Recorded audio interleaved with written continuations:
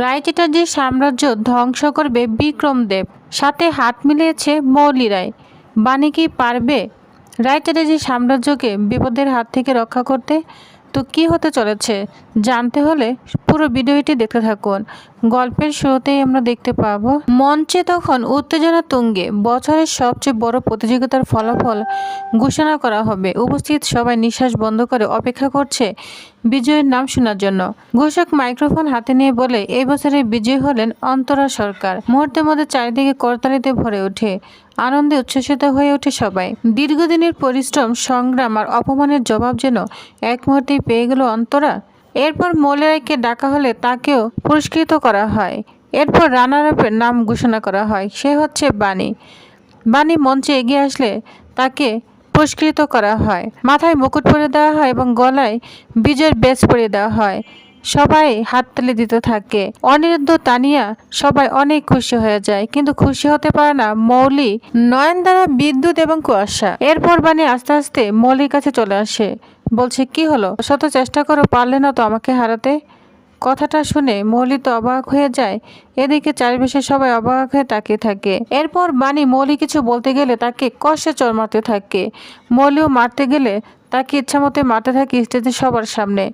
তখন ভয় পেয়ে যায় নয়নতারা, বলছে, কি ও আমাকেও মারবে নাকি? আমারও তো এখনো ভাঙ্গা হাত জোড়া লাগেনি। ভয় পেতে থাকে। এরপরে তখন ওইখানে চলে আসে অনিরুদ্ধ এবং তানিয়া। এরপর অনিরুদ্ধ এসে বাণীকে জড়িয়ে ধরে এবং তানিয়াও তার মাকে জড়িয়ে ধরে খুব খুশি হয়ে যায়। স্টেজে সবাই তাদেরকে দেখে অনেক খুশি হতে থাকে। এরপর দেখা যায় বিক্রমের এক পুরনো বান্ধবী, সে বলছে, তোমার সঙ্গে দেখা হলো অনেক দিন পর, খুব সুন্দর সময় কেটেছে। আর বিক্রম, তোমার দিকে এখনো দুষ্টমি এখনো কমেনি। বাইরে থেকে সবকিছু স্বাভাবিক মনে হলো, ভিতর ভিতর বিক্রমের মাথায় চলছে অন্য খেলা। চারদিকে সবাই যখন বিজয় উদযাপনে ব্যস্ত, তখন সে দূর থেকে তাকিয়ে দেখছিল অনিরুদ্ধ চ্যাটার্জি পরিবারকে। তার চোখে ঈর্ষা এবং প্রতিশোধের আগুন। নিজের মনে মনে বলতে থাকে, অনিরুদ্ধ চ্যাটার্জি, রায়ন চ্যাটার্জি ইন্টারন্যাশনালকে আমি বহু বছর ধরে চিনি। এক সময় তাদের টাকা, তাদের সহযোগিতায় আমি উঠে দাঁড়িয়েছিলাম, কিন্তু এবার তাদের সাম্রাজ্য ধ্বংস করব। এই শহরের ব্যবসা জগতের একক সম্রাট হবে শুধু বিক্রম দেব। অন্যদিকে অন্তরা এবং বাণীর জয়ের আনন্দে মেতে উঠেছে পুরো চ্যাটার্জি পরিবার। সবাই তাদেরকে ঘিরে ধরেছে। দাদু তখন এগিয়ে আসে, অভিনন্দন জানাতে থাকে বাণী এবং অন্তরাকে। বাণী এবং অন্তরা তাদের বিজয় পুরস্কার দাদুর হাতে তুলে দেয়। বলছে, বাণী, তুমি যা দেখালে না, আমি অনেক আনন্দ পেয়েছি। তোমার জন্য আমার গর্ব হচ্ছে, গর্বে পুরো বুকটাই ভরে উঠেছে। দাদু তাকে অনেক আশীর্বাদ করতে থাকে। চ্যালেঞ্জ নিয়ে তুমি আমাদের দেখিয়ে দিয়েছো বাণী, ইচ্ছা থাকলে সব সম্ভব। এরপর তখন ওইখানে ঈশানী চলে আসে। ঈশানী ও বাণীকে আশীর্বাদ করতে থাকে। এরপর দেখা যায় ওইখানে সাথী চলে আসে। সাথীর মনে অনেক রাগ, কারণ বাণী এবং অনিরুদ্ধ তার অনুমতি ছাড়াই বিউটি কন্টেস্টে গিয়েছে। কেন গিয়েছে, তার সন্তানের কথা বাণী কেন ভাবছে না, এই নিয়ে সাথীর মনে অনেক রাগ। তখন সাথী একটা ব্যাগ তাদের সামনে এনে দাঁড় করায়, বলছে, নাও, তোমার যত পুরস্কার রয়েছে এই ব্যাগের মধ্যে ভরে ফেলো। যা শুনে বাণী এবং অনিরুদ্ধ সবাই অবাক হয়ে যায়। সাথী বলে, এত বড় একটা সিদ্ধান্ত নেওয়ার আগে আমার কথা তোমার একটু মনে পড়লো না? এত বড় ঝুঁকি তুমি কিভাবে নিলে? অনিরুদ্ধ শান্তভাবে বলার চেষ্টা করে, বলছে, মা, আমি তোমাকে সব ফোনে বুঝিয়ে বলেছিলাম। সাথী কিছুই শুনতে রাজি নয়, বলছে, না, কোনো অজুহাত দিবে না। বড় হয়ে ওকালতি করতে গিয়ে এখন আমাকে মিথ্যে কথা বলছো? অনিরুদ্ধ তখন বলে, মা, আমি সত্যি তোমাকে সব বলেছি ফোনে। সাথী বলে, আমি কিচ্ছু শুনতে চাই না। ঈশানী তখন বলে, সাথী, এরকম কেন করছিস? আজকে এমন একটা দিন, এসব কথা না বললেই পারতে। কিন্তু সাথীরা কিছুতেই কমছে না। সাথী বলে, এই পুরস্কার জেতাটাই কি এত বড় হয়ে গেল যে আমার কথা অমান্য করতে একটু দ্বিধা হলো না? বাণী তখন বলে, মাসিমণি। সাথী তখন বলে, একদম কোনো কথা বলবে না। আমি তোমাকে কতবার বুঝিয়েছি, যদি কোনো বিপদ হয়ে যেত, যদি বাচ্চার কোনো ক্ষতি হতো, তখন কি করতে? যা শুনে বাণী চোখে জল চলে আসে। সে মাথা নিচু করে দাঁড়িয়ে থাকে। অবশেষে সাথী রাগ করে ওইখান থেকে চলে যায়। বাণী কান্নায় ভেঙে পড়ে। তখন অনিরুদ্ধ তাকে সামলানোর চেষ্টা করে। বাণী বলে, আমি তো কাউকে কষ্ট দিতে চাই না, তারপর কেন সবসময় আমাকে অপরাধী হতে হয়? এরপর আমরা দেখতে পাবো বাণী নিজের রুমে মন খারাপ করে শুয়ে আছে। পাশে খাবার রয়েছে, খাবার খাচ্ছে না। অনিরুদ্ধ চলে আসে, বলছে, বাণী, কি ব্যাপার, খাওনি তুমি? সারাদিন অনেক ধকল গিয়েছে, খাবার না খেলে অসুস্থ হয়ে পড়বে, খাবার খেয়ে নাও।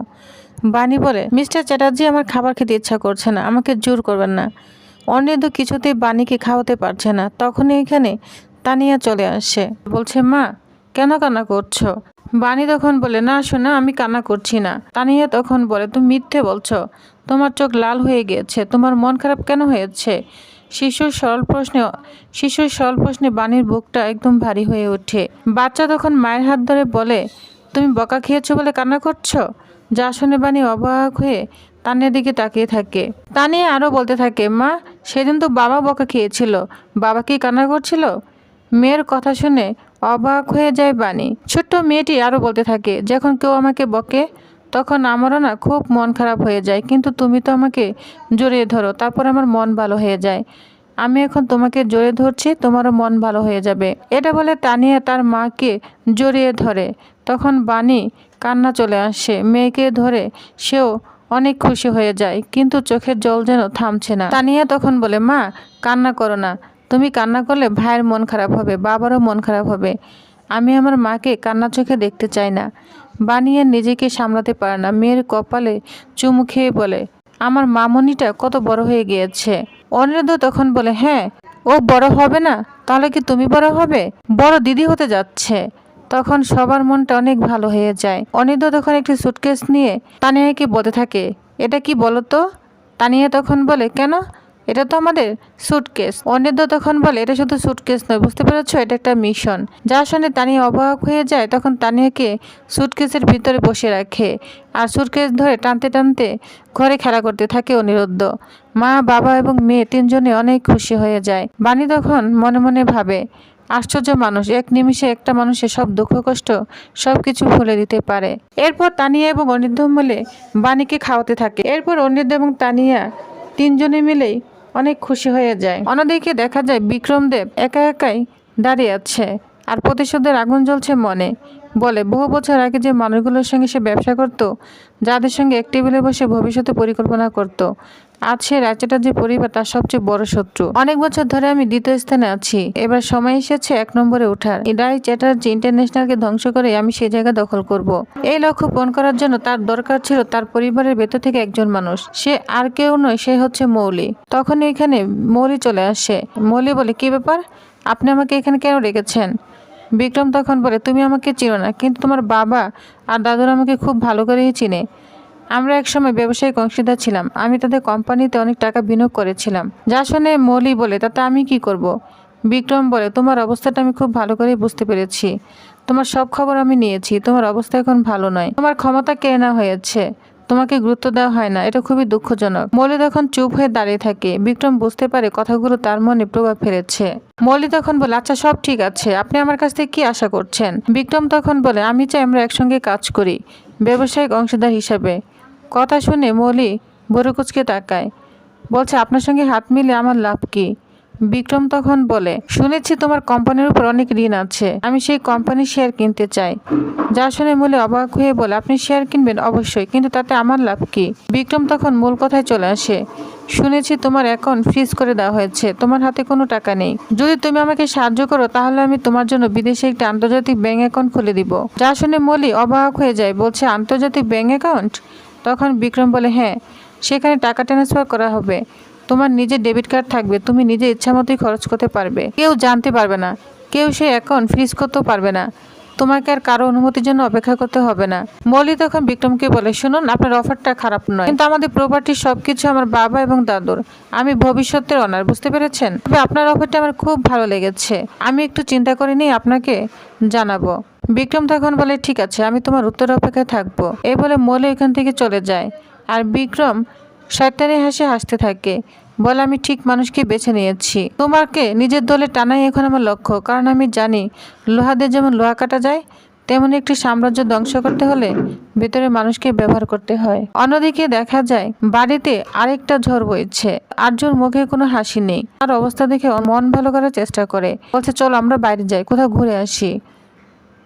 আর্য তখন বলে, কোথায়? অন্তরা বলে, কেন, তোমার প্রিয় রেস্টুরেন্টে। কিন্তু আর্য বলে, আমি কোথাও যাব না। অন্তরা হাল ছাড়ে না, তাহলে বাড়িতে অর্ডার করি, দেখি তোমার প্রিয় noodles, fried rice, garlic chicken এগুলো পাওয়া যায় কিনা।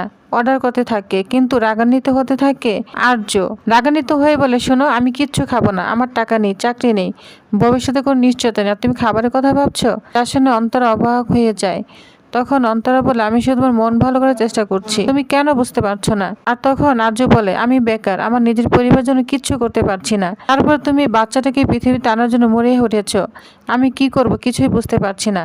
এগুলো আড়াল থেকে সব বাণী শুনছে। বাণী তো অবাক হয়ে যাচ্ছে। এরপর বাণী নিজেকে সামলাতে না পেরে আর্য এবং অন্তরার কাছে চলে আসে। বাণীকে দেখে আর্য এবং অন্তরা পুরোই চমকে যায়। তো ভিউয়ার্স, তারা নেক্সট আকর্ষণীয় পর্বে আর কি কি থাকছে তো জানতে অবশ্যই আমার সাথেই থাকুন। ধন্যবাদ।